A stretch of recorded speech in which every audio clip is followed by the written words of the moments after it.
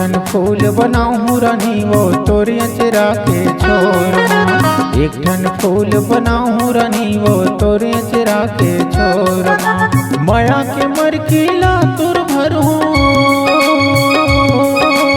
माया के मरकीला तुर भरूँ मैं हाँ थोर थोर माँ। एक ठन फूल बना दे राजा गा मोरे अचरा के छोर माँ। एक ठन फूल बना दे राजा गा मोरे अचरा के छोर माँ।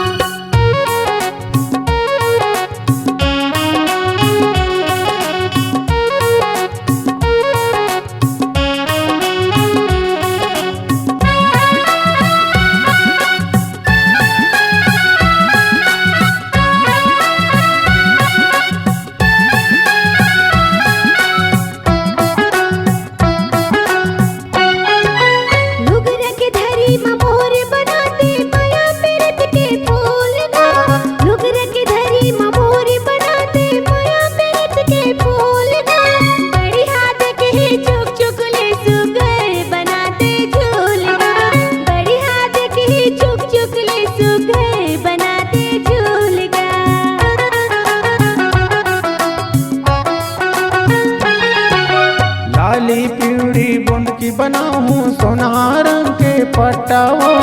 लाली पिवड़ी बूंद की बनाऊँ सोना रंग के पट्टाओ। गुतियाँ सितारा यानी बानी के रंग धराऊँ पक्काओ। गुतियाँ सितारा यानी बानी के रंग धराऊँ पक्काओ। ढेला पहिर के रिंग में गोरी, ढेला पहिर के रिंग में गोरी तैहा गली खोर माँ। एक ठन फूल बना दे राजा गा मोरे अचरा के छोर माँ। एक ठन फूल बना दे राजा गा मोरे अचरा के छोर माँ।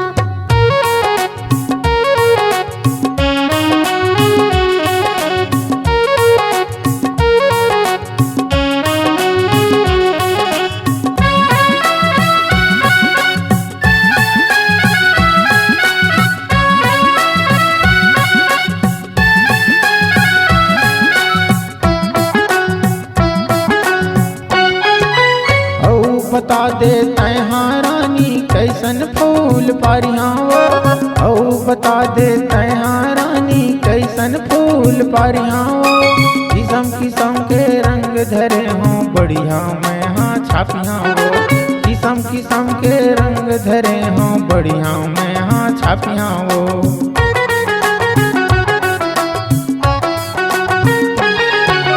चंपा चमेली के फूले हरा चापुर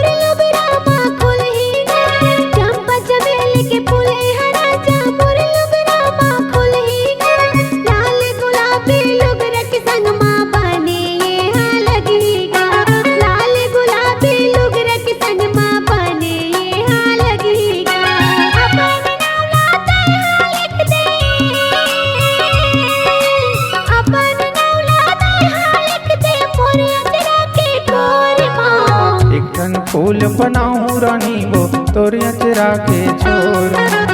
एक ठन फूल बनाऊँ रानी वो तोरे अचरा के छोर।